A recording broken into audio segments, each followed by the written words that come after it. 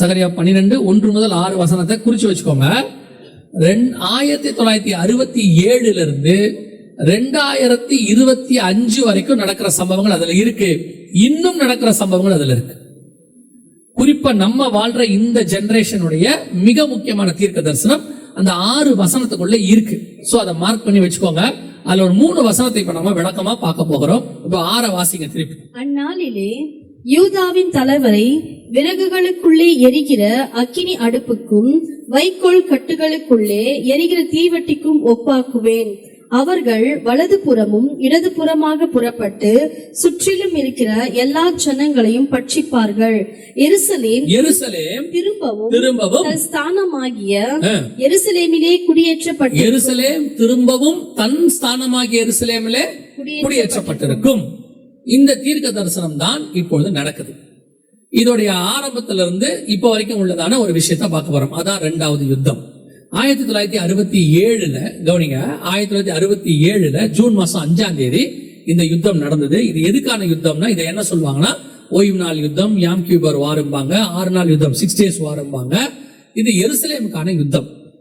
கிட்டத்தட்ட 3000 வருஷம் கழிச்சு நேபுகாத் நேச்சார் காலத்துல அவங்க கையை விட்டு போன எருசலேம் திரும்பி 1967 தான் வருது. கிட்டத்தட்ட 3000 வருஷம் கழிச்சு எருசலேம் இப்பதான் அபிஷியலா உள்ள நுழையிறாங்க. இஸ்ரவேலர்கள் உள்ளே நுழைஞ்சு எருசலேமை தங்கள் வசப்படுத்துகிறாங்க. சகரியா 12:6 எருசலேம் திரும்பவும் அல்ல, அதுல இன்னொரு வார்த்தை இருக்கு, எருசலேம் குடியேற்றப்பட்டிருக்கும் இருக்கு இல்லையா? அந்த தீர்க்க தரிசனம் நிறைவேற தொடங்குச்சு. தன் ஸ்தானமாகிய எருசலேமிலே குடியேற்றப்பட்டிருக்கும். இப்ப எருசலேம் 1967 அவங்க கைக்கு வந்துச்சு. சகரியா 12:6 ஒரு பகுதி குடியேற்றப்பட்டிருக்கும் அப்படிங்கிற தீர்க்க தரிசனம் நிறைவேறிடுச்சு. குடியேறியாச்சு. இப்ப நைட்ல இருக்கு பாத்தீங்களா? நைட்ல ஏன் அதை போட்டிருக்கிறோம்னா, ஜனங்க அங்க குடியேறினாதான் அங்க என்ன இருக்கும்? நைட்ல லைட்ஸ் இருக்கும். அதுதான் நைட் போட்டிருக்கிறோம். இது பகல், இது இரவு. சோ கர்த்தர் சொன்னபடி சகரியா 12:6 கிட்டத்தட்ட 3000 வருஷம் கழிச்சு நேபுகாத் நேச்சார் காலத்துக்கு பிறகு அங்கே குடியேறியாச்சு. ஆனால் அதுல இன்னொரு வார்த்தையை கர்த்தர் அங்க சொல்றாரு பாருங்களேன். எருசலேம் திரும்பவும் தன் ஸ்தானமாகிய எருசலேமிலே குடியேற்றப்பட்டிருக்கும். தன் ஸ்தானமாகிய எருசலேம். அப்ப எருசலேமுடைய ஸ்தானம் என்ன அப்படின்னு கேட்டீங்கன்னா, சமீபத்துல கூட இஸ்ரேலிய பிரதமர் சொன்னாரு, பெஞ்சமின் நெதன்யாகு சொன்னாரு, அவர் எட்டர்னல் கேபிட்டல் அப்படிங்கிற வேர்டை யூஸ் பண்ணுவார். என்ன வேர்டு? Eternal capital. அப்படின்னா என்னதுன்னா நித்திய தலைநகரம். எருசலேமுடைய பேர் என்னது? நித்திய தலைநகரம். இப்போ 1967 நாடு இந்த பட்டணம் வந்துருச்சு. ஆனா தலைநகரா மாறல. ஏன்னா மாத்த முடியாது. அதை மாத்தணும்னா ஐநா கிட்ட பர்மிஷன் வாங்கணும். அதை சுத்தி கிட்டத்தட்ட 22 அரபு நாடுகள் இருக்குது. இவங்க எல்லாரும் சேர்ந்து என்ன பண்ணுவாங்கன்னு கேட்டீங்கன்னு சொன்னா, எருசலேமை தலைநகரா மாத்த விடாதபடிக்கு நிறைய பிரச்சனை பண்ணுவாங்க. ஆனா என்னை பொறுத்த வரைக்கும் இதெல்லாம் காரணம் இல்ல, கர்த்தருடைய நேரம் வரவில்லை. கர்த்தருடைய டைம் வந்துச்சுன்னா அது தலைநகரம் மாறிடும். அவ்வளவுதான் விஷயமே. 1967 இருந்து கிட்டத்தட்ட 2017 வரைக்கும் எருசலேம் தலைநகரா மாறவே இல்லை. அந்த நேரம் வந்துச்சு. கரெக்டா 50வது வருஷம், ஜூபிலி வருஷம். சரியாக ட்ரம்ப் வந்தார். டொனால்ட் ட்ரம்ப் ஃபர்ஸ்ட் டைம் வந்தார். வரும்போது அவர் அரசியல்வாதி கிடையாது. அவர் யாருன்னு கேட்டீங்கன்னா ஒரு பிசினஸ் மேன். அவங்க அப்பா தாத்தாலாம் பிசினஸ் மேன். அவர் பார்ன் வித் சில்வர் ஸ்பூன்லாம் சொல்லக்கூடாது, கோல்டு ஸ்பூன் சொல்லக்கூடாது, பிளாட்டினம் ஸ்பூன். பிறந்ததுல இருந்து அந்த மில்லியனர், பில்லியனர், ட்ரில்லியனர். அவருக்கு அமெரிக்க ஜனாதிபதியை விட்ட சேஃபான கார் இருக்கு அவர்கிட்ட. அவர் அவ்வளோ பெரியதான ஒரு ஆளு. அவர் திடீர்னு நான் ஜனாதிபதி எலெக்ஷனுக்கு நிக்க போறேன்னாரு. ஆனா ட்ரம்ப் பணக்காரர் தான், ஆனா மக்கள்கிட்ட அவருக்கு நல்ல பேர் கிடையாது.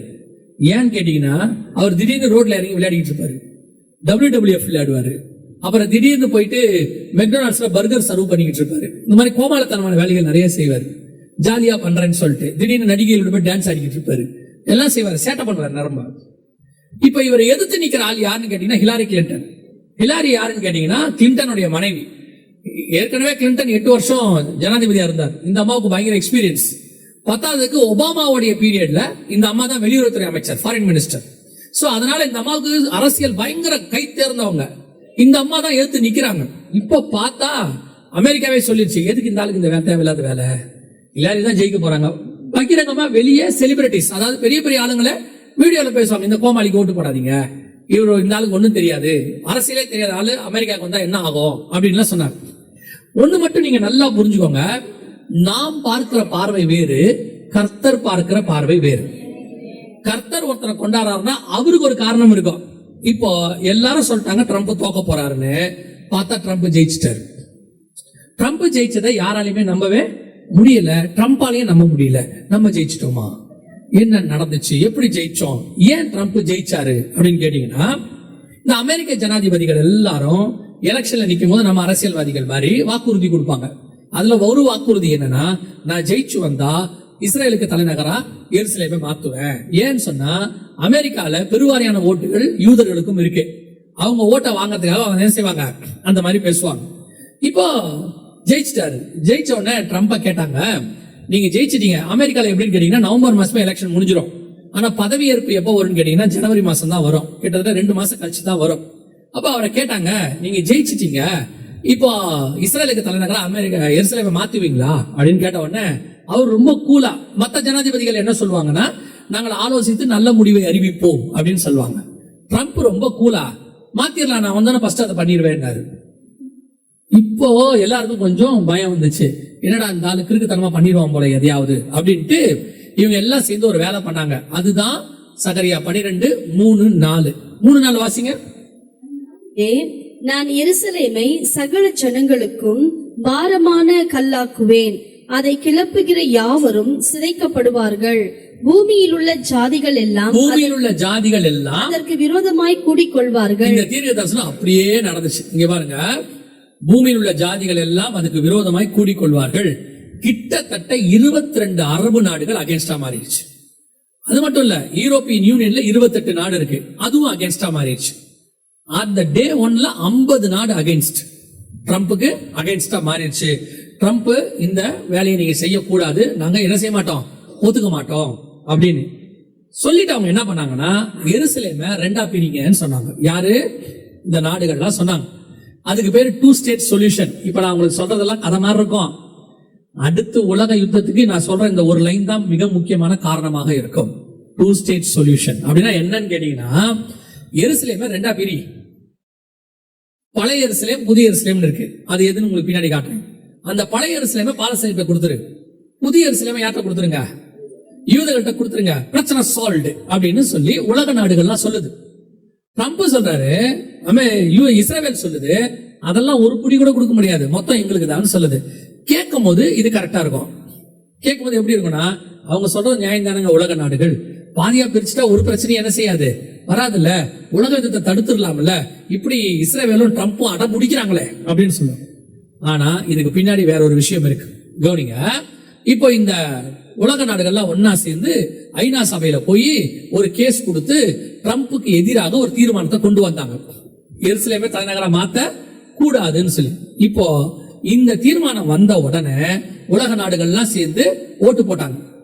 அந்த தீர்மானத்துக்கு ஆதரவாக, அதாவது ட்ரம்ப்புக்கு எதிராக ஓட்டு போட்டாங்க. எத்தனை பேர் அந்த தீர்மானத்துக்கு ஆதரவுன்னு பாத்தீங்கன்னா, கிட்டத்தட்ட 128 பேர் ஆதரவு. ட்ரம்ப் இதை செய்யக்கூடாது அப்படின்னு சொல்லி. ட்ரம்ப்புக்கு ஆதரவு பாத்தீங்கன்னா 8 பேர் தான் ஆதரவு. இங்க காட்டுவாங்க பாருங்க, அந்த ஓட்டெடுப்பை காட்டுவாங்க, அவ்வளவுதான் ஆதரவு. சோ இது இல்லாம நாங்க இந்த பிரச்சனைக்கு நாங்க வரலீங்க, நாங்க வீட்லயே இருந்துக்கிறோம்னு 36 பேர் இருந்துட்டாங்க ஆப்சென்ட். அவங்கலாம் as I was suffering from fever அப்படின்னு சொல்லிட்டு அவங்க எல்லாரும் என்ன செஞ்சிட்டாங்க, இங்க இருக்கு பாருங்க, இதுதான் உண்மை. 9 பேரு, அது 128. இதெல்லாம் ட்ரம்ப்புக்கு எதிராக ஓட்டு போட்டவங்க 128 பேரு. இப்ப என்ன ஆயிடுச்சு, எருசலேமை தலைநகரா என்ன செய்யக்கூடாது, மாத்தக்கூடாது, 2ஆ பிரிங்க, ஒண்ணு யார்கிட்ட கொடுங்க, பாலஸ்தீன்ட்ட கொடுங்க, ஒண்ணு இஸ்ரேல்ட்ட கொடுங்கன்ட்டு தீர்மானம் போட்டாச்சு. ஐநா சபையில தீர்மானம் முடிஞ்சிருச்சு. இப்பதான் கர்த்தருடைய வார்த்தை, இதுக்கு மேல நடக்குமா? ஆண்டவர் சொன்னது எருசலேம் இஸ்ரேல்ட்ட கொடுப்பேன்னு, திரும்ப தலைநகரா மாத்துவேன்னு. இங்க எருசலேமே பாதியா போயிடுச்சு, தீர்மானம் போட்டாச்சு. இதுக்கு மேல நடக்குமா அப்படின்னு கேட்டீங்கன்னா, இங்கதான் கர்த்தர் அவருடைய வார்த்தையை நிறைவேற்றுற அந்த வல்லமையை நீங்க பார்க்கணும். இப்போ ஐநா சபையில 5 நாடுகளுக்கு மட்டும் ஒரு பவர் உண்டு, அதுக்கு பேரு வீட்டோ பவர்னு பேரு. அதாவது அவங்க சொன்னாங்கன்னா மிச்சம் யாருமே எதுவுமே பேசக்கூடாது, அவங்க சொன்னதுதான் அப்படின்னு 5 பேருக்கு மட்டும் உண்டு. யார் யாருக்குன்னு கேட்டீங்கன்னா, America, Russia, China, France, England, இந்த 5 பேருக்கு மட்டும் அப்படி ஒரு வல்லமை உண்டு. அதுக்கு பேர் வீட்டோ பவர். இதுல பாத்தீங்கன்னா இவரு சொல்றத கிட்டத்தட்ட 3 நாடுகள் ஆதரவு தெரிவிக்குது. பிரான்ஸ், இங்கிலாந்து இவங்கெல்லாம் ஆதரவு தெரிவிக்கிறாங்க. ரஷ்யா ட்ரம்ப்புக்கு ஃப்ரெண்டு, அதனால அது ஒன்றும் சொல்லாது. சைனா மட்டும்தான் இதுக்கு எதிர்ப்பு. இப்போ அப்படி இப்படி போயிட்டு இருக்குது. திடீர்னு பார்த்தா ட்ரம்ப் சொன்னாரு வீட்டோ பவரை பயன்படுத்த போகிறேன் அப்படின்னாரு. பொதுவா வீட்டோ பவரை அவங்க நாட்டுக்கு தான் பயன்படுத்துவாங்க, இன்னொரு நாட்டுக்காக என்ன செய்ய மாட்டாங்க, பயன்படுத்த மாட்டாங்க. ட்ரம்ப் சொன்னாரு வீட்டோ பவரை பயன்படுத்துறேன், இந்த தீர்மானத்தை யாரும் ஒண்ணும் செய்யக்கூடாது, எருசலேம் இஸ்ரவேலுக்கு தலைநகரம் என்று அனௌன்ஸ் பண்ணினார். அல்லேலூயா. 3000 வருஷம் கழிச்சு இஸ்ரவேலுக்கு தலைநகராக எருசலேம் அனௌன்ஸ் பண்ணப்பட்டு விட்டது. இங்க இருக்கு பாருங்க, Trump recognise Israel Jerusalem as Israel's capital. கர்த்தர் சொன்னபடி துல்லியமாக தீர்க்க தரிசனம் நிறைவேறிவிட்டது. இதுல ஒரு விஷயத்தை நீங்க நல்லா புரிஞ்சுக்கோங்க. பூமியின் ராஜாக்கள்லாம் ஏகமாய் கூடி நின்றார்கள். 128 நாடு அகைன்ஸ்ட். இவ்வளோ பெரிய பிரச்சனைக்கு பிறகு இந்த டெக்னாலஜி காலத்துல, சேட்டிலைட் காலத்துல, அறிவியல் வளர்ச்சி வளர்ந்த காலத்துல, படிப்பறிவு உச்சத்துல, ஞானம் பெருகி இருக்கிற காலத்துல கர்த்தரோட வார்த்தை ஒரு நாளும் ஒளிந்து போகவில்லை. 100% கர்த்தர் நிறைவேற்றினார். நீங்க நாம என்ன சொல்றோம், டெக்னாலஜி வந்துச்சு, அது வந்துச்சு, இது வந்துச்சு, சேட்டலைட் வந்துச்சு, மொபைல் போன், ஸ்மார்ட் போன் வந்துச்சு, இப்பதான் கர்த்தரோட வார்த்தை நடக்குமா? இன்னும் டெக்னாலஜி வளரட்டும், ஏஐ டெக்னாலஜி வரட்டும், உலகமே என்ன வேணா ஆகட்டும், கர்த்தருடைய வார்த்தை ஒரு நாளும் ஒளிந்து போகவே போகாது. அவர் சொல்லியும் செய்யாதிருப்பாரோ, வசனத்தும் நிறைவேற்றாதிருப்பாரோ. அவர் சொன்னா செய்வார், அவ்வளவுதான். அது என்ன காலமா இருந்தாலும் கர்த்தர் கவலைப்பட போறது இல்ல. இன்னைக்கு பல நேரத்துல நம்ம என்ன நினைக்கிறோம் தெரியுமா, நமக்கு ஒரு காரியத்தை, ஒரு உதாரணத்துக்கு தான் நான் எப்போ சொல்வேன், குழந்தையே பிறக்காதுன்னு டாக்டர் சொல்லிடுவாங்க. போனா ரிப்போர்ட் கொடுத்துருவாங்க, எடுத்து ரிப்போர்ட்டை கையில கொடுத்துருவாங்க, பாருங்க வாய்ப்பே இல்லை, உங்களுக்கு சான்ஸே இல்லைன்றவாங்க. உடனே அவங்க ஒரு வழி சொல்லுவாங்க, ஐவி மெத்தட்னு ஒண்ணு இருக்கு, இத்தனை லட்ச ரூபாய் செலவு பண்ணீங்கன்னா குழந்தை பிறக்கும் அப்படிம்பாங்க. நான் என்ன சொல்வேன் தெரியுமா, உங்க விசுவாசப்படி நீங்க செஞ்சுக்கோங்க, ஆனா நான் சொல்லக்கூடியது என்ன தெரியுமா, அந்த டாக்டர் ரிப்போர்ட் கொடுத்தோன்னா அதை வாங்கிடுங்க கையில.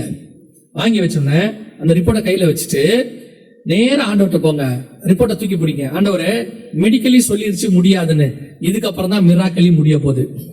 மெடிக்கல் எங்க ஃபெயிலியர் ஆகுதோ அங்க மிராக்கல் வேலை செய்ய ஆரம்பிக்கும். ஆண்டவர் சொன்னாங்க நடக்கும், அவ்வளவுதான். நாங்க ஒரு சமீபத்துல பன்ருட்டின்னு ஒரு இடத்துக்கு ஊழியத்துக்கு போயிருந்தோம். ஒரு 6 வயசு பிள்ளை தான், அது 4வது நம்ம தான் படிக்குது. 6 வயசு பிள்ளை, 6-8 வயசு தான் அந்த பிள்ளைக்கு. கேன்சர்ல 4th ஸ்டேஜ், பிள்ளை சாக போகுது. டாக்டர் சொல்றாங்க பிள்ளை பிழைக்காது, அவ்வளவுதான், ஒரு ஆபரேஷன் மட்டும் பண்ணுவோம், ட்ரை பண்ணுவோம் அப்படின்னு சொல்லி மண்டையை மட்டும் அடிச்சு மண்டையை ஓபன் பண்ணியாச்சு. C4 பிள்ளை சாக போகுதுன்னு சொல்லியாச்சு. ஆனா அந்த பிள்ளை சொல்லுது, இல்ல ஏசப்பா என்ன சுகமாக்கிடுவாரு, நான் வந்துருவேன் அப்படின்னு சொல்லுது. டாக்டர்ஸ் எல்லாம் சரி பிள்ளை ஏதோ சொல்லுது போலன்ட்டு உள்ள போற வரைக்கும் அந்த பிள்ளை பாட்டு பாடிக்கிட்டே இருக்குது. நாங்க வீடியோ பார்த்தோம், வீடியோ எடுத்து வச்சிருக்காங்க, பாட்டு பாடிக்கிட்டே இருக்குது. போய் ஆபரேஷன் பண்ணாங்க, ஆபரேஷன் பண்ண சொன்னாங்க, எங்களால முடிஞ்சது பண்ணோம், அவ்வளவுதான். ஆனா 72 மணி நேரத்துக்கு பிள்ளை என்ன செய்யாது, கண்ணு திறக்காது. அதுக்கப்புறம் பார்க்கலாம், செக் பண்ணி பார்க்கலாம், அந்த கிருமி எவ்வளவு தூரம் இருக்குதுன்னு சொல்லி பார்க்கலாம் அப்படின்னு சொல்றாங்க. அவங்க சொல்லிட்டு போறாங்க. 3 மணி நேரத்துல பிள்ளை கண்ணை திறந்துருச்சு, எழுந்திருச்சு உட்காந்து கையை தட்டி பாட்டு பாடுது. பிள்ளை சொல்லுது, ஆபரேஷன் பண்ணும்போது ஏசப்பா என் கூட வந்து நின்னுட்டு சொன்னாரு, உனக்கு ஒண்ணும் ஆகாது, நீ சுகமாயிருவேன்னு சொல்லி.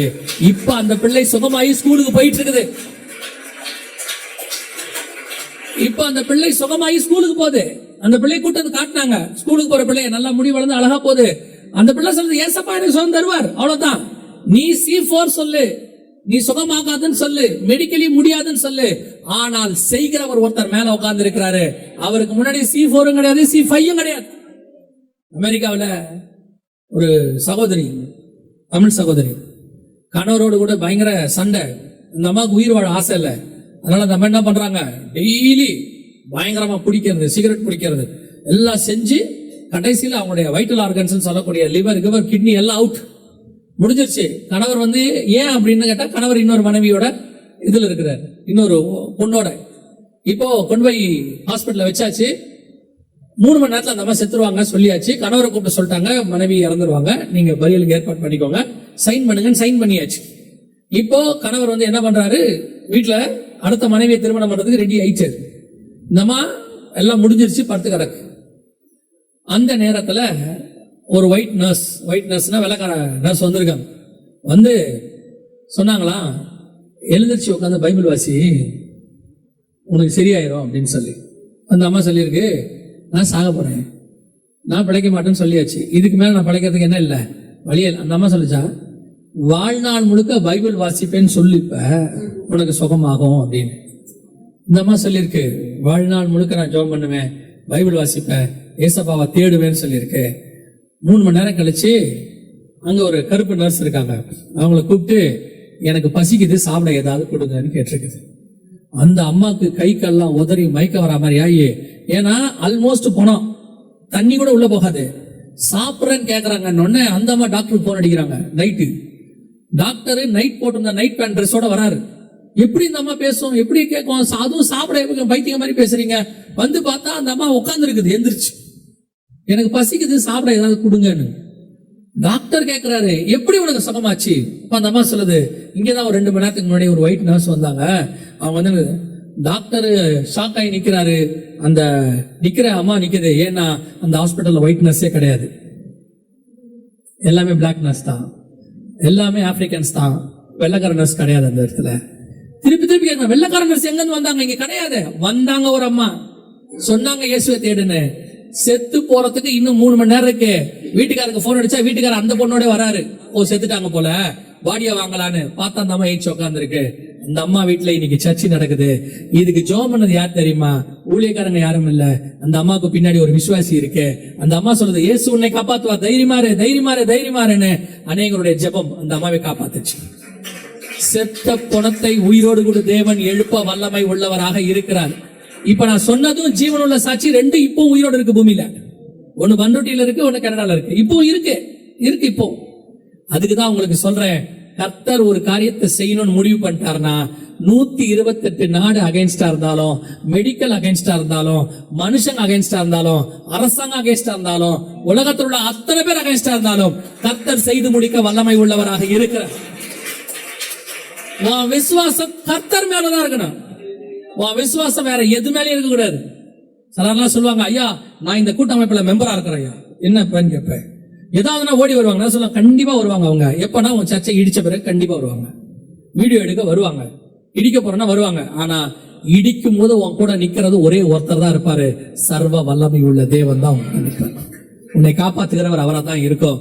அதனால முடியாது, ஆகாது, நடக்காது, இதை தேராது, என்ன வேணா எவன் வேணாலும் சொல்லட்டும், என்ன வேணாலும் சொல்லட்டும், ஒண்ணு மட்டும் சொல்லுங்க, கர்த்தர் சொல்லிட்டாரா அது நடக்கும், அவ்வளவுதான். 3000 வருஷம் கழிச்சு எருசலேமை அதே ஸ்தானத்தில் உட்கார வைக்க கர்த்தர் வல்லமை உள்ள தேவனாய் இருப்பாரானால் உங்களுக்கு பண்ண வாக்கு தத்தத்தையும் அவர் நிறைவேற்ற வல்லமை உள்ளவராக இருக்கிறார். அவர் சொன்னியும் கண்டிப்பா செய்வார். தைரியமா அதை மட்டும் புடிச்சுக்கோங்க. யோசேப்பை பார்த்து சொன்னாரு, உன் சகோதரர்கள் நாளைக்கு உன் சகோதரர் உன்னை வணங்குவாங்கன்னு. மறுநாள் போனா அடிக்கிறான் போட்டு. இவன் நினைக்கிறான், என்னடா கும்பிடுவாரு எல்லாரும் வணங்குவாங்கன்னா போட்டு அடிக்கிறாங்களே. இப்ப அவன் நினைச்சிருப்பான், இவன் கும்பிட கூட வேண்டாம், அடிக்காம விட்டாங்கன்னா போதும். ஆண்டவர் சொன்னா அதெல்லாம் பாத்துக்கலாம் விடு. அடுத்தது குழியில தூக்கிப்பட்டான், என்ன ஆண்டவரை வேற மாதிரி போயிட்டு இருக்கு, பரவாயில்ல விடு. அடுத்து எடுத்து வித்து விட்டான், என்ன ஆண்டவரை வேற மாதிரி போயிட்டு இருக்குது, இப்ப வேற நாட்டுக்கே அமுச்சு விட்டான், இதுக்கப்புறம் அவன் எப்படி வணங்குவான், பரவாயில்ல விடு. அங்க போனா நான் ஒழுங்கான வேலை பார்க்கறான், அந்தமா பிடிச்சி ஜெயில போட்டுருச்சு. இவன் நினைக்கிறான், என் வாக்கு தத்துவத்துக்கும் இதுக்கும் சம்பந்தமே இல்லையே, வணங்குவாங்கன்னு சொன்னீங்க, அவன் எங்கேயோ கிடக்கான், நான் எங்கேயோ கிடக்கேன், நான் உண்மையா தான் இருந்தேன், நான் இன்னைக்கு ஜெயில எல்லாம் கிடக்கேன். ஆண்டவர் சார் பாத்துக்கலாம் விடு. கடைசியில் ஒரு நாள் வந்தது, எகிப்துக்கு இவனை பிரதமராக்கி உட்கார வச்சாரு. நீ இருக்கிற இடத்துல வாக்குத்தத்தை நிறைவேற்றல, அவனை உட்கார வச்சு வாக்குத்தத்தை நிறைவேற்றத்துக்கு இவனுங்களை கொண்டாந்தாரு பாருங்க. அந்த தேவன் தான் நம்முடைய தேவன். அவர் சொன்னா செய்வார். சூழ்நிலை அப்படியாவது, சூழ்நிலை இப்படியாவது, அப்படி நடக்குது இப்படி நடக்குதெல்லாம் யோசிக்காதீங்க. அவர் என்ன சொன்னாரோ அது நடக்கும், அதுல மாற்று கருத்தே கிடையாது. காரணம், நான் விசுவாசிக்கிறவரை இன்னார் என்று நான் அறிந்திருக்கிறேன். அல்லேலூயா. 2வது யுத்தம் எருசலேம் கைக்கு வந்துச்சு. கர்த்தர் சொன்னபடி துல்லியமாய் தீர்க்க தரிசனம் நிறைவேறிடுச்சு. இப்பதான் நடந்துகிட்டு இருக்கிற நடக்க போகிற மிக முக்கியமான யுத்தத்தை நம்ம என்ன செய்ய போறோம், பார்க்க போகிறோம். கடைசி காலத்தில் எசேக்கியேல் 38:8 கர்த்தர் சொன்ன ஒரு யுத்தம் நடக்கணும். எசேக்கியேல் 38:16 கடைசி நாட்களிலே அது சம்பவிக்கும். இந்த யுத்தம் இஸ்ரவேலுக்கு விரோதமாக வரணும்.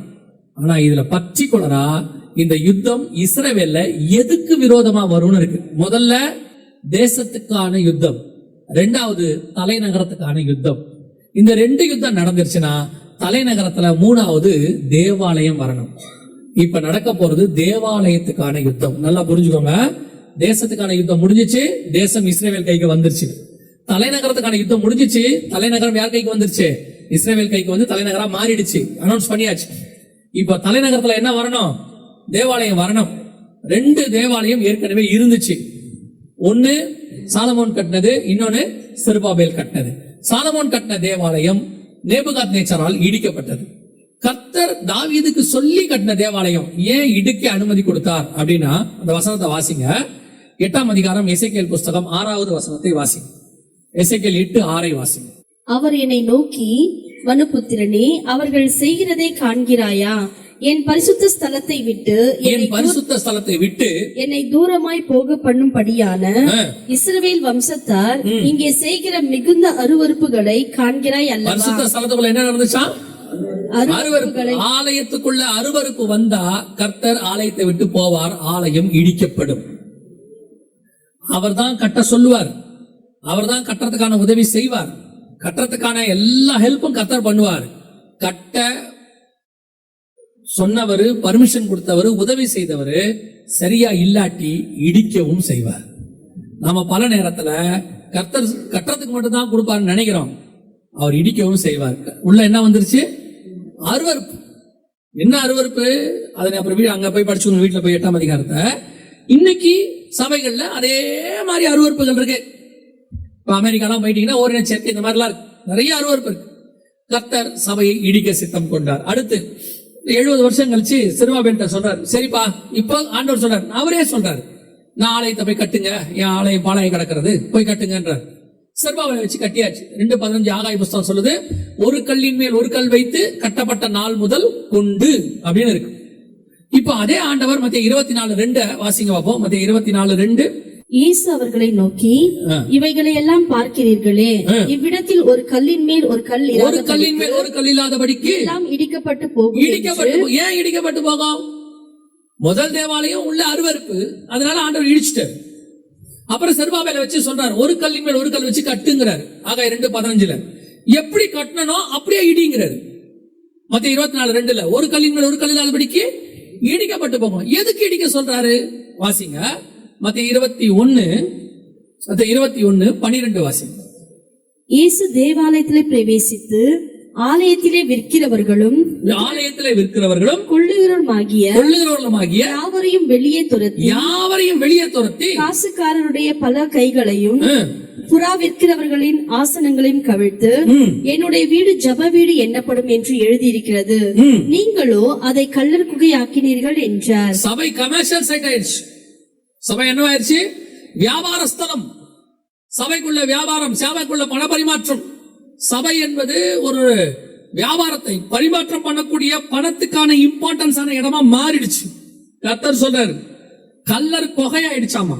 எப்படி உள்ளுக்குள்ள கல்லர்கள் திருட்டத்தை பங்கு போட்டுப்பாங்களோ, எப்படி பங்கு போடுறதுக்கு சண்டை போடுவாங்களோ, அந்த மாதிரி சபை பண விஷயத்துல சண்டை போடுற இடமா மாறிடுச்சு. அவர் சொல்றாரு, நான் சொல்லல, அவர் சொல்றாரு, உள்ளுக்குள்ள புறா விக்கிறான், உள்ளுக்குள்ள காசுக்காரன் என்ன தெரியுமா? உள்ளுக்குள்ள வெட்டி குடுறான். உள்ள என்ன செய்யறான்? சபைக்குள்ள உட்காந்துக்கிட்டு விசுவாசி வெட்டி குடுறான். சபைக்குள்ள நடக்குது. கேட்டா அவர் சொல்றாரு, வெளியே 10 வட்டிங்க, நான் விசுவாசிக்காக 4 வட்டி தான் கொடுக்குறேன். கேட்டா சொல்றாரு, அது அநியாய வட்டி, இவர் நியாய வட்டி. அதாவது அநியாய வட்டி இருக்கான்ல, அவனுக்கு நரகத்துல ரொம்ப மோசமான இடம், இவருக்கு நரகத்துல கொஞ்சம் நல்ல இடம். அவருக்கு எண்ணெயில போட்டு வருத்தாங்கன்னா இவரை தோசைக்கல்ல போட்டு வருப்பாங்க. சபைக்குள்ள உட்காந்துட்டு சேட்டை, சபைக்குள்ள உட்காந்துக்கிட்டு வியாபாரம், சபைக்குள்ள உட்காந்துக்கிட்டு எல்லா வேலையும் பண்றது. நல்லா கவனிச்சுக்கோங்க. கர்த்தருக்கு தெரியாது, இல்ல கர்த்தருக்கு தெரிஞ்சாலும் கிருபை உள்ளவர் மன்னிச்சிருவார்னு நினைக்காதீங்க. கர்த்தருக்கு இன்னொரு பக்கம் இருக்கு. அவர் நீதியுள்ள நியாயாதிபதியாவும் இருக்கிறார். அவர் அப்பாவா இருக்காரு, ராஜாவாவும் இருக்கிறாரு. அப்பாவா இருக்கும்போது அன்பு காட்டுவாரு, ராஜாவா இருக்கும்போது தண்டிப்பாரு. நீங்க ரொம்ப கேஷுவலா எடுத்துக்கிறீங்க. கிருபைய மிஸ்யூஸ் பண்ற மிக மோசமான ஜெனரேஷன் இதுதான். கிருபைய மிஸ்யூஸ் பண்றது. சபைக்குள்ள உட்காந்துக்கிட்டு நல்லா அந்த எசேக்கியேல் புஸ்தகம் 8:9 வாசிச்சு பாருங்க. மணிக்கு 9ஆம் அதிகாரத்தை வாசிச்சு பாருங்க. வசனம் தெளிவா சொல்லுது. 9ஆம் அதிகாரத்துல நியாய தீர்ப்பு தேவாலயத்தில் மூப்பரிடத்திலிருந்து தொடங்குகிறது. நியாய தீர்ப்பு எங்க தொடங்குதா? புல்பீட்ல இருந்து தொடங்குது. கீழே உட்கார்ந்து இருக்கிறவனுக்கு அடி 2, மேல உட்கார்ந்து இருக்கிறவனுக்கு 4. செய்தி கேட்கிறவனுக்கு 2, கொடுக்கிறவனுக்கு 4. நினைச்சுக்காதீங்க, கர்த்தர் கிருபை உள்ளவர், என்ன பண்ணாலும் மன்னிச்சிருவாருன்னு. தேவன் நீங்க டோட்டல் பைபிள் எடுத்து பாருங்க. யாருடைய கோபம் மோசம் மட்டும் பாருங்க. பிதாவின் கோபத்தை பத்தி பைபிள் சொல்லாது, குமாரன் கோபத்தை பத்தி தான் சொல்லும். சங்கீதம் 2 வாசிச்சு பாருங்க. குமாரன் கோபம் கொள்ளாமலும் வழியிலே நீங்கள் அழியாமலும் இருக்கும்படிக்கு அவரை முத்தமிடுங்கள். வெளிப்படுத்தல் 6:15-16 வாசிச்சு பாருங்க. அவர்கள் கண்மலைகளையும் பர்வதங்களையும் நோக்கி நீங்கள் எங்கள் மேல் விழுந்து சிங்காசனத்தின் மேல் வீற்றிருக்கிறவருடைய முகத்திற்கும் இருக்கா இல்லையா 6:16 சிங்காசனத்தின் மேல் வீற்றிருக்கிறவருடைய முகத்திற்கும் ஆட்டுக்குட்டியானவருடைய கோபத்திற்கும். பழைய ஏற்பாடு புதிய ஏற்பாடு ரெண்டுத்திலையும் இயேசு கிறிஸ்துவின் கோபம் ரொம்ப மோசம். இயேசுவை நீங்க கிருபை உள்ளவர், இரக்கம் உள்ளவர், அன்புள்ளவர், உங்க வீட்டுல ஒரு போட்டோ வச்சுக்கிட்டு அவர் தலையை சாச்சிட்டு கையை வச்சுக்கிட்டு பாவம் போல இருக்காரு நினைக்காதீங்க. சவுக்க திருப்பினாரு, ஒரு பய கிட்ட நிக்க முடியாது. எருசலேம் தேவாலயத்துல சவுக்க திருப்புறாரு, ஒத்த நிக்க முடியாது. வசனம் சொல்லுது, திரும்பி வரும்போது இந்த தடவை சவுக்கு இல்லையாமா, பட்டயமாமா. அவர் வாயிலிருந்து கருக்குள்ள பட்டயம் புறப்பட்டது. அவ்வளவுதான். ரொம்ப கேர்ஃபுல்லா இருந்துக்கணும். நீ யாருக்கும் பயப்படாத, தேவனுக்கு மட்டும் பயப்படு. நீ மனுஷனுக்கு பயந்தா மனுஷன் இல்லாத போது பாவம் செய்வ, தேவனுக்கு பயந்தா நீ பாவமே செய்ய மாட்ட. இன்னைக்கு அப்படிதான் இருக்கு. மனுஷனுக்கு பயப்படுற ஒரு கூட்டம், பாஸ்டருக்கு பயப்படுற ஒரு கூட்டம், விசுவாசிக்கு பயப்படுற ஒரு கூட்டம், யாருக்கு தெரியாத நினைச்சுக்கிட்டு ரூம்குள்ள நீ பண்றது சேட்டை பண்றது எல்லாம் கர்த்தருக்கு தெரியும். கர்த்தர் பார்த்துக்கிட்டு இருக்கிறாரு. கர்த்தர் நொறுக்குனாரு, ஒரு கல்லின் மேல் ஒரு கல் இல்லாதபடிக்கு இடிக்கப்பட்டு போகும். அவருக்கு உன் குடும்பத்தை கட்டவும் தெரியும், உன் குடும்பத்தை இடிக்கவும் தெரியும். ரொம்ப கேர்ஃபுல்லா இருந்துக்கணும். அதுவும் ஊழிய விஷயங்கள்ல, பண விஷயங்கள்ல உன்னை கொடுத்து நம்பி கொடுத்த குடும்பம், நம்பி கொடுத்த சபை, நம்பி கொடுத்ததான பணம், நம்பி கொடுத்ததான நேரம், எல்லாத்துக்கும் நீ உண்மையா இருக்கணும். இன்னைக்கு உங்க இஷ்டத்துக்கு செலவு பண்றதுக்கு நீங்கள் உலகத்தின் மனுஷர் அல்ல, சர்வ வல்லமையுள்ள ராஜாவுடைய சிட்டிசன்ஸ். இன்னைக்கு ரொம்ப கேர்ஃபுல்லா இருக்கணும். சபை ரொம்ப மோசமான இடத்துல இருக்குது. துணிகரம் என்ன செஞ்சாலும் ஆண்டவர் வந்து மன்னிச்சிடுவாரு. உங்களுக்கு சொல்றேன், ஒரு அப்பா தப்பு செஞ்ச உடனே தண்டனை கொடுத்துட்டாருன்னா அடி கம்மி, உடனே தண்டிச்சிட்டாருன்னா. ஆனா நீங்க செஞ்ச தப்பெல்லாம் சேர்த்துக்கிட்டே வராரு, ஒரு நாள் மொத்தமா வச்சு செய்ய போறாருன்னு வச்சுக்கோங்க, பொலஞ்சோன்னு அர்த்தம். 2000 வருஷமா கர்த்தர் பொறுமையா இருக்கிறாரு. நிறைய பேர் நினைச்சுக்கிட்டாங்க ஆண்டவருக்கு அடிக்க தெரியாது போல, அவருக்கு மறந்து போச்சு, எல்லாம் ரொம்ப சாஃப்ட், ஒன்னும் செய்ய மாட்டாரு. அவர் உட்காந்து பார்த்துக்கிட்டே இருக்காரு, டைம் கொடுத்துட்டே இருக்காரு. மனம் திரும்பிரு, வேணாம், நல்லதுக்கு இல்ல. யாருக்கும் தெரியாது, என் மனைவிக்கே தெரியாது. 10 வருஷமா மெயின்டைன் பண்ற, 10 நிமிஷத்துல க்ளோஸ் பண்ணிடுவார் மகனே. ஆண்டவர் யாருக்கு பேசுறாருன்னு தெரியல. நீ நினைச்சுக்காத, யாருக்கும் தெரியாம மெயின்டைன் பண்ணிட்டு இருக்கிற, ஒருத்தருக்கு தெரியாதுன்னு எல்லா வயலுக்கும் தெரியும். உன்னை விட்டு வச்சிருக்காரு கர்த்தர். நீ மனம் திரும்பிறதுக்கு வெயிட் பண்றாரு. எத்தனை பேருடைய பணத்தை ஏமாத்தி விட்டு நீ காணிக்க போட்டா எல்லாம் மன்னிச்சிடும் நினைச்சு தெரியற. கொடுக்க வேண்டிய காசை கொடுத்துரு, இல்ல கிட்னி ஃபெயிலியர் ஆயிரும். நீ கொடுக்க வேண்டிய காசை டாக்டர் கிட்ட கொடுப்ப, கரெக்டா அந்த பணத்தை கொடுக்க வைப்பாரு. ஏன்னா உன்னை பரலாத்து கூட்டு போனமே அவரு, உன் மேலேயும் கிருபையா இருக்கிறாரு. ஆனா அநீதி உள்ளவனை கூட்டிட்டு போக முடியாது, நீதியை சரி கட்ட தானே கூட்டிட்டு போக முடியும். அப்ப நீதியை சரி கட்டுற ப்ராசஸ் கரெக்ட் கஷ்டமா இருக்கும்.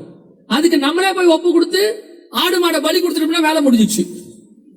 இல்ல நான் ஆடு மாடை பலி கொடுக்க மாட்டேன்னு சொல்லி சவுல் மாதிரி சொன்னீங்கன்னா ராஜ்யபாரம் போகும், பையன் போவான், எல்லாம் போகும், கடைசியில மரணம் கொடூரமா இருக்கும். இன்னைக்கு ஆண்டவர் நமக்கு எதுக்கு தீர்க்கதரிசி அனுப்பி எச்சரிக்கிறாருன்னா, உடனே மனம் திரும்பி ஆண்டவர்கிட்ட என்ன சொல்லிடணும், ஒப்புரவாயிரணும், அதை விட்டு வெளியே வந்துடணும்.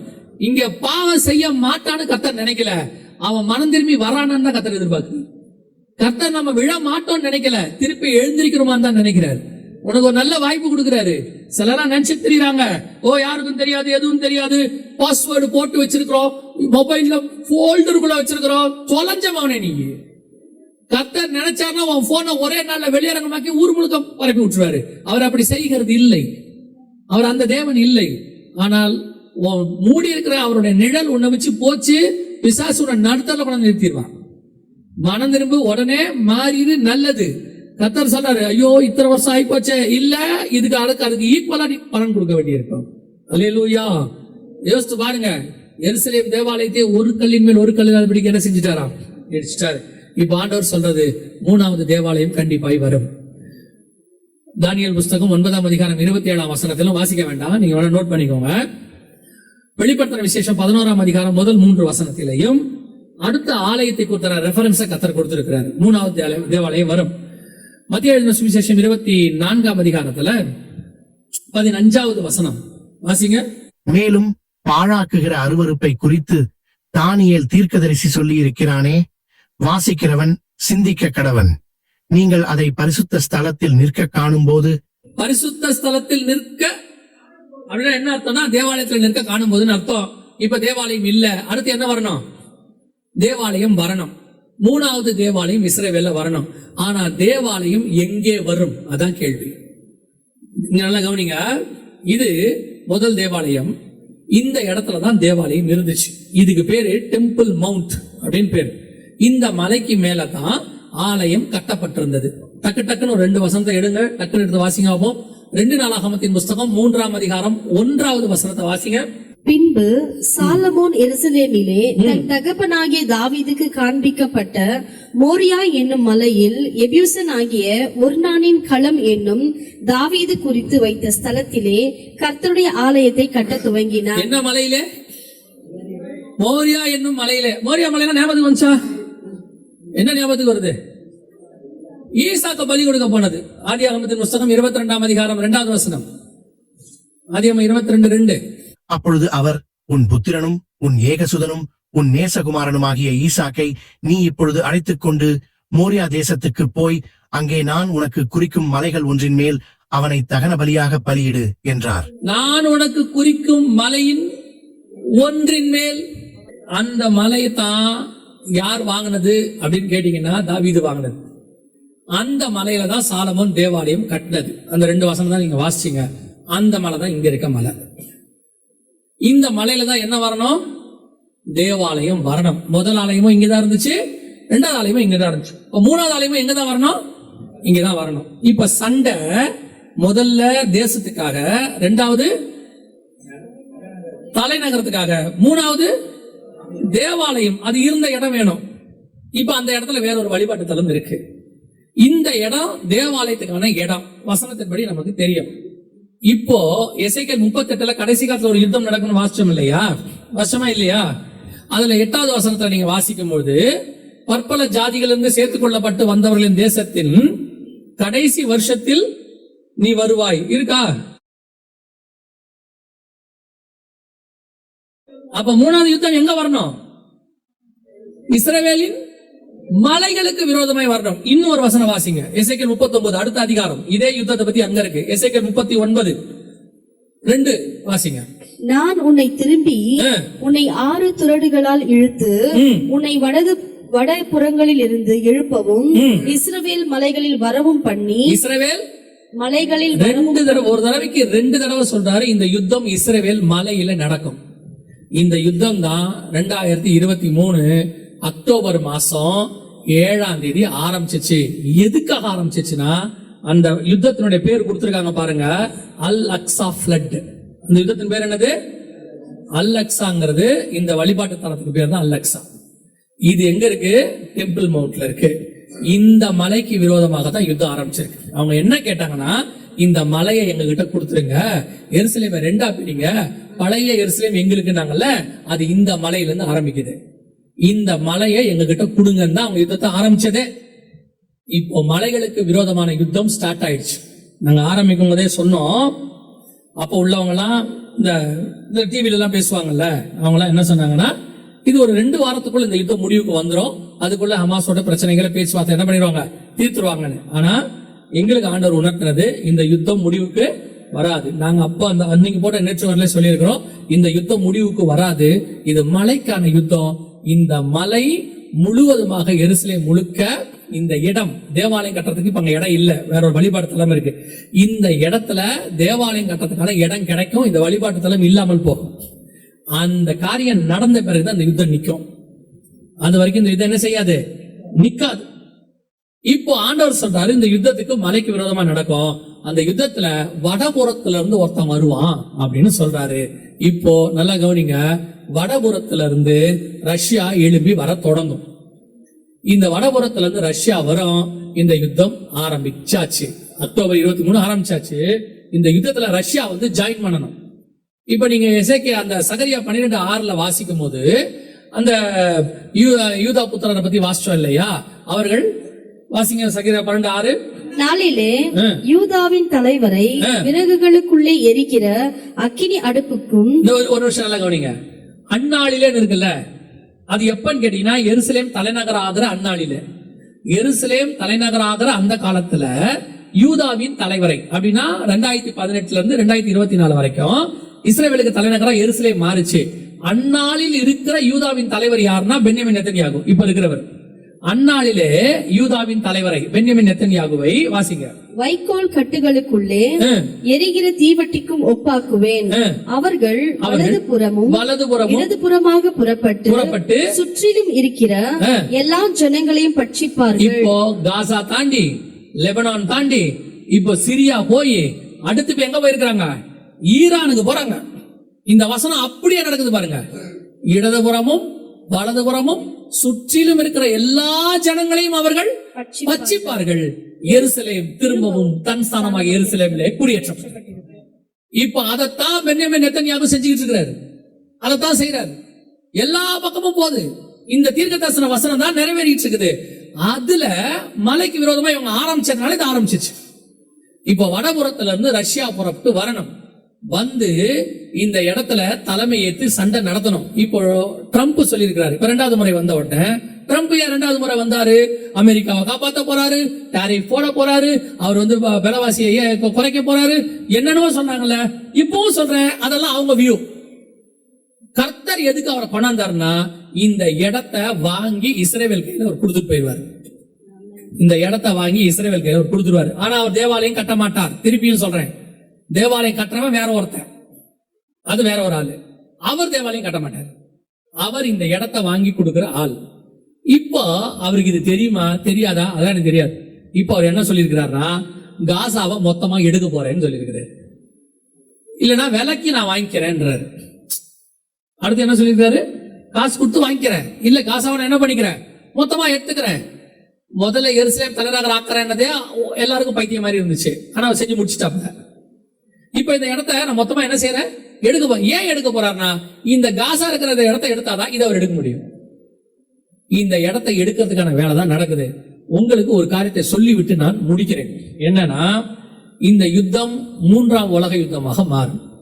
இப்ப இருக்கிறது இல்லையா, இது 3ஆம் உலக யுத்தமா மாறுமா அப்படின்னு கேட்டீங்கன்னா, இது இன்னைக்கு வந்த செய்தி. ட்ரம்ப் சொல்லியிருக்கிறாரு, 3ஆம் உலக யுத்தம் வெகு தூரத்தில் இல்லை, ஸ்டார்ட் ஆக போகுது அப்படின்னு சொல்லி இருக்கிறாரு. ஏற்கனவே இதே காரியத்தை உக்ரைன் அதிபர் ஜெலன்ஸ்கியும் சொல்லிட்டாரு, நான் 3ஆம் உலக யுத்தத்துல தான் இருக்கிறோம் அப்படின்னு சொல்லிட்டாரு. சோ அதெல்லாம் வராது, ஆகாது, நடக்காதுன்றவங்களுக்கு நாங்க பேசல. யுத்தங்களின் செய்திகளும் கேள்விப்படுவீர்கள் சொன்ன இடத்துல நாம இப்ப இருக்கிறோம். யுத்தத்துக்கு நடுவுல நாம இருக்கிறோம். 3ஆம் உலக யுத்தம் ஆரம்பிச்சிருச்சுன்னு ஜெலன்ஸ்கி சொல்றாரு, ஆரம்பிக்க போகுதுன்னு ட்ரம்ப் சொல்றாரு. இந்த யுத்தம் என்ன முடியும் அப்படின்னு கேட்டீங்கன்னா, இந்த இடத்தை ட்ரம்ப் வாங்கி கொடுக்கறதுக்கு தான் இந்த யுத்தத்தை ஸ்டார்ட் பண்ணுவாரு. உங்களுக்கு எனக்கும் அடையாளம் என்னன்னா, இந்த யுத்தம் இந்த காரியத்துல யுத்தம் வருது, நடக்குது, என்ன ஆகுது, அதெல்லாம் அப்புறம் பார்க்கலாம். நாளைக்கு கர்த்தருக்கு சித்தமானால் பார்க்கலாம். ஆனா இங்க உங்களுக்கு என்ன அடையாளம்னு கேட்டீங்கன்னா, இந்த வழிபாட்டு தலம் இருக்குல்ல, அங்க பாக்குறீங்கல்ல, அது அந்த இடத்துல இருந்து இல்லாமல் போகும். அதுக்கு 2 காரணம், ஏதாவது ஒரு காரணத்தால் இல்லாமல் போகும். ஒன்று, இந்த யுத்தத்தில் அது வீழ்த்தப்படலாம். யாராவது அதை என்ன செஞ்சு இடிச்சிருவாங்க. இப்ப இஸ்ரேல் வந்து இதுவரைக்கும் 500 மாஸ்க் இடிச்சிருக்காங்க. காசா பகுதியில், லெபனான்ல மட்டும் 500 இடிச்சிருக்காங்க. அவங்க கடைசியா இடிக்கிறது இது அவங்க தான் இருக்காங்க. மேபி இல்லையா, ஒரு பெரிய பூமி அதிர்ச்சி நம்ம காலத்துல இஸ்ரேல்ல இப்ப வரும். எப்படிங்க சொல்றீங்க? அதே எசேக்கியேல் 38:19 வாசி. அந்நாளிலே இஸ்ரவேல் தேசத்திலே பெரிய அதிர்ச்சி உண்டாகி, பெரிய அதிர்ச்சினா மினிமம் 6-7 பெரிய அதிர்ச்சி உண்டாகி, நல்லா கவனிங்க. அப்ப பெரிய அதிர்ச்சி வந்தால் இது இடிவதற்கு வாய்ப்பு இருக்கிறது. ஒன்னு யுத்தம், இல்ல பூமி அதிர்ச்சி. இயேசு சொன்ன அடையாளங்கள்ல 2 இருக்கு. ஒன்னு யுத்தம், இன்னொன்னு பூமி அதிர்ச்சி. இந்த 2ல ஏதோ ஒண்ணுல இதை விழுகிறத பார்ப்பீர்கள். திருப்பியும் சொல்றேன், அதை நீங்க பார்த்துட்டீங்கன்னா சபையின் காலம் முடிஞ்சிருச்சுன்னு அர்த்தம். எப்படி சொல்றீங்க அப்படின்னு கேட்டீங்கன்னா, 2 வசனத்தை வாசிக்கிறோம், நம்ம முடிக்க போறோம். இந்த காரியங்கள் இப்ப நம்ம சொன்ன இந்த விஷயம் நடக்கணும் இல்லையா? லூக்கா எழுதின சுவிசேஷம் 21ஆம் அதிகாரம் 24வது வசனத்தை வாசி.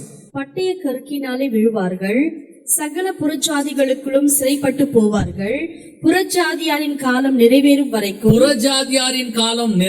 வரைக்கும் எருசலேம் புறஜாதியாரால் மிதிக்கப்படும். அர்த்தம் என்னன்னா, இந்த இடம் டெம்பிள் மவுண்ட், இஸ்ரவேலுக்கு பரிசுத்த பூமி. அது சோ அவனுடைய இடத்தை புறஜாதியார் மிதிக்கிறாங்கன்னா இன்னொருத்தரோட வழிபாட்டு தலம் இருக்கிறதுனால தான் அவங்க மிதிக்கிறாங்க. சோ புறஜாதியாரின் காலம் நிறைவேறும் வரை சபையின் காலம் தான் புறஜாதியார் காலம். இது நிறைவேற வரைக்கும் இதை அவங்க மிதிப்பாங்கன்னு அர்த்தம். அப்போ அவங்க மிதிக்கிறது நின்றுச்சுன்னா இந்த இடம் அவங்க கைக்கு இஸ்ரேல் கைக்கு போயிடுச்சு, இந்த வழிபாட்டு தலம் கீழே வந்துச்சுன்னா மொத்தமா டேக் ஓவர் பண்ணிடுவான். டேக் ஓவர் பண்ணிட்டானா புறஜாதியார் காலம் நிறைவாக போகுதுன்னு அர்த்தம். புரியுதா உங்களுக்கு? கரெக்டா 24 இது இருக்கு. 28 இயேசு என்ன சொல்றாரு பாருங்க. இவைகள் சம்பவிக்க தொடங்கும் போது, பாருங்க அக்டோபர் 2023 தொடங்கிருச்சு.